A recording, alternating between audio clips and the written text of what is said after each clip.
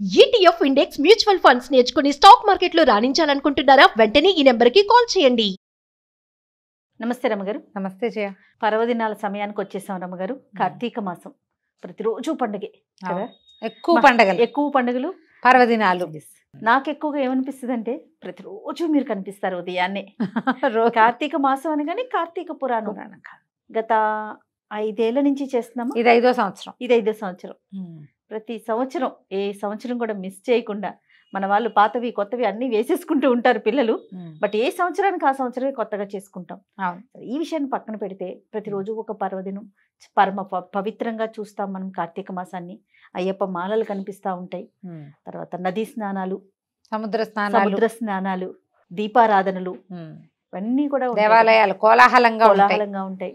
మరి కార్తీక మాసం, పవిత్ర కార్తీక మాసం శుభాకాంక్షలు సుమన్ టీవీ ప్రేక్షకులందరికీ. మీకు కూడా కార్తీక మాసం శుభాకాంక్షలు అమ్మగారు.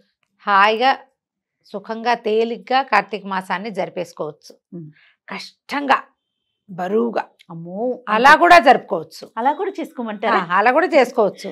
మీరు కష్టంగా బరువుగా చేసుకోవటము సులువుగా చేసుకోవటం పూర్తిగా మీ చేతుల్లోనే ఉంది. 5-6 ఆధ్యాత్మిక గురువుల్ని ఫాలో అవ్వకుండా ఓ గురువు, ఓ వాక్యం లేదా ఒక విధానం మన ఇంట్లో ఉన్నది. మనం ఏటా పాటించేది. కొత్త వాటి జోలికి వెళ్ళొద్దు. ఏ కొత్తది వెళ్ళొద్దు. మన పురాతనంగా మన పెద్దలు ఏం చేశారో అది లేదా ఒక గురువు, ఒక ఆధ్యాత్మిక గురువుతోటి ముందుకెళ్ళండి. ఏదైనా సరే మీరు దీంట్లో సింపుల్గా చేసుకోగలిగేది. కార్తీక పురాణంలోనే మనకి ప్రత్యేకంగా కొన్ని విధానాలు చెప్తారు. ఏమిటి? స్నానం, జపం, దీపం, దానం, ఉపవాసం. దీంట్లో దేవాలయ దర్శనాలు ఉన్నాయి, తీర్థాటన ఉంది, నదీ స్నానము, సముద్ర స్నానము ఉన్నాయి. ఏదైనా చేయొచ్చు. మనకి ఇప్పుడు సిటీలలో టౌన్లలో ఉండే వాళ్ళకి నదీ స్నానాలు గిది స్నానాలు కుదరకపోవచ్చు. ఒక్కరోజు అవకాశం కుదుర్చుకుని వెళ్ళరండి. మనం ఏం చేస్తున్నాం? ఈ మన అక్షయ తృతీయ వచ్చినా లేకపోతే ధన్తేరాస్ వచ్చినా బంగారం కొనుక్కోవడానికి పరిగెట్టాలా? మనం ఎంతో కొంత కొనాలనుకుంటామా? అలాగే నదీ స్నానం తప్పనిసరిగా చేయవలసిన ఆవశ్యకత మనకి ఉన్నది కాబట్టి ఈ నెలలో డెఫినెట్గా చేసి తీరాలి అని పెట్టుకోండి. మన దగ్గరలో ఏ నది ఉంటే ఆ నదికి వెళ్ళిపోండి. ఒక్కరోజైనా నదీ స్నానం చేయండి. ఏ ఫ్రెండ్ ఇంట్లోనో బావి ఉందంటే వాళ్ళ ఇంట్లో ఓ రాత్రి పడుకుని తెల్లవారుజామున వాళ్ళ ఇంట్లో బావి స్నానం చేయండి. వాపి కూప తటాకాదుల్లో స్నానం చేయాలి. ఈ కార్తీక మాసంలో నీటి యందు గంగ ఉంటుంది. అది భూ సంబంధమైన జలాలలో. మనకు వంటలో వాటర్ బోర్ ఉంది, చక్కగా బోర్ మోటార్ ఆన్ చేసి పోసుకోండి నెత్తి మీద. ట్యాంక్ వాటర్ కాకుండా అదేలేండి నిలవ ఉన్న నీరు ఎక్కడి నుంచో వచ్చినవి, అవి కూడా భూగర్భాల నుంచి వచ్చినవే రకరకాలు, కాకపోతే నిలవ పడిపోతాయి. అలా కాకుండా ఫ్రెష్గా అది వస్తున్నప్పుడు పోసుకోవాలి, అప్పుడు మంచిది. ఇది కార్తీకం పూర్తిగా ఆరోగ్య మాసం. ఈ జనరల్గా ఆరోగ్య మాసం అని మాటకు చెప్పుకున్నా కూడా ఇప్పుడు అనారోగ్యాలు వచ్చే కాలం చేయ. కార్తీక మార్గశిరాలు ఇవి చాలా తీవ్రమైన అనారోగ్యానికి గురి చేస్తాయి. వెదర్ మారిపోతుంది, మరణాలు ఎక్కువ సంభవిస్తాయి. మనకి మార్గశిర మాసంలో చాలామంది డిసెంబర్లో పోతూ ఉంటారు. పెద్దవాళ్ళు కూడా డిసెంబర్లో ముంచుకొచ్చేస్తుంది. దానికి ముందు వచ్చే కార్తీకంలోనే మనకి ఇట్లా అన్నం తక్కువ తినండి, దీపాలు పెట్టండి, దేవాలయాలకు వెళ్ళండి, నదులకు వెళ్ళండి, నదీ స్నానం చేయండి, పొద్దున్నే లేవండి. ఇవన్నీ చెప్పేది ఎందుకంటే తర్వాత నెలల్లో ఈ నెలలోనూ వచ్చే నెలలోనూ కూడా మనం అనారోగ్యాల బారిన పడకుండా ఉండడం కోసమే. పైగా ప్రతిరోజు పర్వదినమే. ఆ మొదలుపెట్టిన రోజు నుంచి బలిపాడ్యమి, యమద్వితీయ, ఇలా లైన్గా మళ్ళీ 2 రోజులు గడిచేసరికి నాగుల చవితి, చవితి వెళ్ళిందంటే పంచమి. వరుసగా మనకి మధ్యలో ఇందులో ఏంటి సోమవారాలు వస్తాయి, ఏకాదశులు వస్తాయి, పౌర్ణమి ఒకటి వస్తుంది. ఇవన్నీ ప్రత్యేకమైనవి. ప్రతిరోజు మనకి సోమవారం కుదరలేదు, పౌర్ణమి కుదరలేదు, ఏమీ కుదరలా. ఒక్క రోజైనా నెలలో కుదరకుండా ఉంటుందా? అదే కదా ఎవరికైనాను. ఆ ఒక్క రోజైనా తెల్లవారుజామునే సూర్యోదయాత్ పూర్వమే స్నానం చేయండి. ఎక్కడైనా అవకాశం ఉంటే ఒకరోజు అన్నీ ఒకే రోజు చేయలేవు. ఓ రోజు స్నానం చేస్తావు, ఇంకో రోజు దేవాలయానికి వెళ్ళు, ఇంకో రోజు నది స్నానానికి వెళ్ళు, ఇంకో రోజు దీపదానమో ఏదైనా చేయి, ఇంకో రోజు దీపారాధన చేయండి. ఏదో ఒక రోజు ఉపవాసం ఉండండి. బ్రేక్ఫాస్ట్ కుదరలేదు, లంచ్ కూడా సరిగ్గా కుదిరేలాగా లేదు, ఇది కార్తీక మాసం కదా, ఈ పూటకు మానేసి చీకటి పడ్డాక తిందామని దేవుడికి ఒక దండం పెట్టుకోండి, ఓం నమ శివాయ అనుకోండి, అయిపోయింది కార్తీకం సుసంపన్నం. ఈజీగా చేసుకునేది ఇది. నేను ముందే చెప్పా కదా 2 పద్ధతులు ఉన్నాయని. అవునవును. ఏది కుదిరితే అది. బ్రేక్ఫాస్ట్ స్కిప్ చేసేసాము అనుకోకుండా, లంచ్ కూడా కుదరలేదు, ఏదో పళ్ళతో సరిపెట్టుకోవాల్సి వచ్చింది, అఖండమైన అద్భుతమైన ఉపవాసం అయినట్టే. ఇది కార్తీకం అన్న మతి ఉండాలి మనకి, చాలు.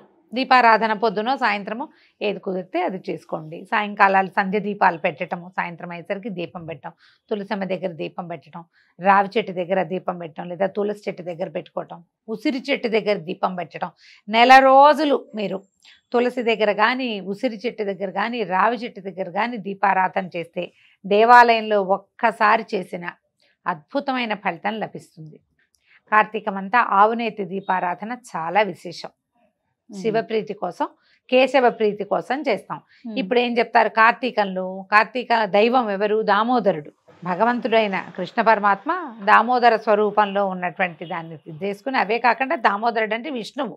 దామోదర ప్రీత్యర్థం శివారాధన చేయబడుతుంది. ఇప్పుడు కార్తీక దామోదర ప్రీత్యర్థం శివారాధనం కరిష్యే, శివాభిషేకం కరిష్యే, రుద్రాభిషేకం కరిష్యే చెప్తారు. ఆయన ప్రీతి కోసం ఈయనని కొలుస్తాం. నెల రోజుల్లో మీకు కుదిరిన శివాలయమో విష్ణువాలయమో దర్శనం చేయండి ఒక్కసారైనా. ఇది సులువుగా చేసుకోవటం. మీరు టఫ్గా చేస్తామంటే 30 రోజులు తెల్లవారుజామునే స్నానం చేయండి, 30 రోజులు పగలు ఉపవాసం ఉండి రాత్రి భోజనం చేయండి. చుక్కలు చూసాకే భోజనం చేయాలి.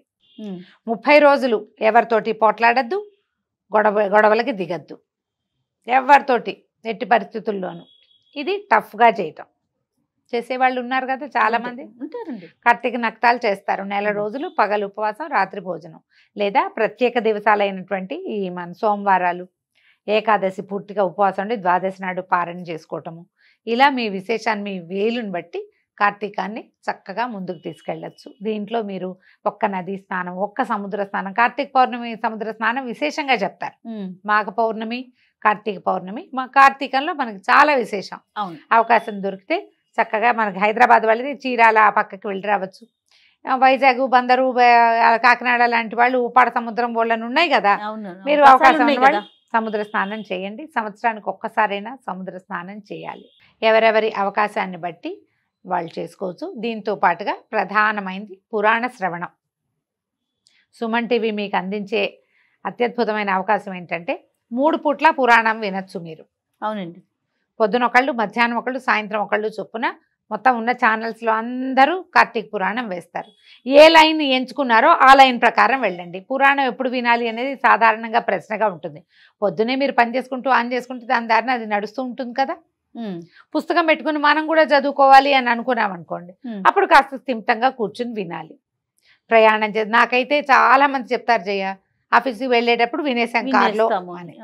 పురాణ శ్రవణం చాలా మంచిది. దానం దీని తర్వాతది. ఈ దానంలో మనం ఎన్ని రకాల దీపదానం చాలా విశేషం. దీపదానం అంటే జయ వెండి దీపాల్లో బంగారు ఒత్తులేసి దానం చేసేవాళ్ళు కోకొల్లలుగా చేస్తారు. ఇప్పుడు ఏటా దీపదానం చేసేవాళ్ళు కనిపిస్తారు. అంతే చేయక్కర్లేదమ్మా, ఏదైనా చేయొచ్చు. మీరు పిండి దీపం చేస్తామా, బియ్య పిండితోటి, అది ఒక పిండితోటి ఆ బియ్య పిండితో దీపం చేయండి. చక్కగా అందులో ఆవు నెయ్యి పోసి ఒత్తి వెలిగించి ఎవరైనా బ్రాహ్మణుడికి మంత్రపూర్వకంగా దానం చేయండి. దీపారాధన దాన ఫలితం లభిస్తుంది మీకు. వెండి బంగారపు ఒత్తులు మీ శక్తియుక్తుల్ని బట్టి, వాళ్ళు ఎవరో చేశారని మనం చెయ్యాలని ఏం లేదు, ఇలా చేసుకోవచ్చు. మీ శక్తిని బట్టి ఇత్తడి దీపాలు ఇవ్వదలుచుకున్నాము, ఇవ్వండి. పిండి దీపారాధన అద్భుతం, అదైనా ఇవ్వచ్చు. ఎవరైనా దానికి దక్షిణ ఇస్తావు నువ్వు, వెండి దీపమే ఇవ్వక్కర్లా, అదే దక్షిణ ఇవ్వు. వెండి దీపాలు నేను ముత్తైదువులకు కూడా దీపం ఇచ్చుకుంటాను అంటే అవన్నీ మీ ఛాయిస్, మీ ఓపిక, మీ శక్తిని బట్టి. లేకపోయినా పర్వాలేదు. దీంతో పాటుగా మనం ఇప్పుడు ఈ కాలంలో పువ్వులు, పళ్ళు, నువ్వులు, తర్వాత చలిబట్టలు, కంబళ్ళు అలాంటివి దానం చేస్తే మంచిది. వస్త్రదానం చాలా విశేషమైన ఫలితాన్ని ఇస్తుంది. చలికాలం కదా, ఈ కాలంలో ఎవరికైనా పడుకోవటానికి, పక్క వేసుకోవటానికి కానీ, కప్పుకోవటానికి కానీ ఏదైనా దానం చేస్తే మంచి ఫలితం ఇస్తుంది. ఇందులో పెద్ద చిన్న తేడా ఏమీ లేదమ్మా, ఎవరికైనా ఒకటే రకమైన ఫలితం. పాతది తీసిచ్చిన ఫలితమేనమ్మా, కొత్తది కొనిపెట్టాలని లేదు. మీ దగ్గర పాతది ఒక గట్టిది మందపాటిది ఉంది లోపల, ఎవరికైనా తీసి ఇవ్వండి. చలికాలం స్వెట్టర్లు లాంటివి కొనిపెట్టండి, అవి కూడా వస్త్రదానం కిందకే వస్తాయి. ఈ కాలంలో చేసే ప్రతి దానము అద్భుతమైన ఫలితాన్ని ఇస్తుంది. ఏ వేళలో కుదిరితే ఉదయం వేళలో దీపం పెట్టినా, సాయంకాల వేళల్లో దీపం పెట్టినా దీపారాధన ఫలితం లభిస్తుంది. మీకు ఏది అవకాశం ఉంటే అది చేసుకుని పరమ పవిత్రమైన కార్తీక మాసాన్ని సుసంపన్నం చేసుకోండి. తప్పకుండా రమ్మగారు. నమస్తే. నమస్తే జయ.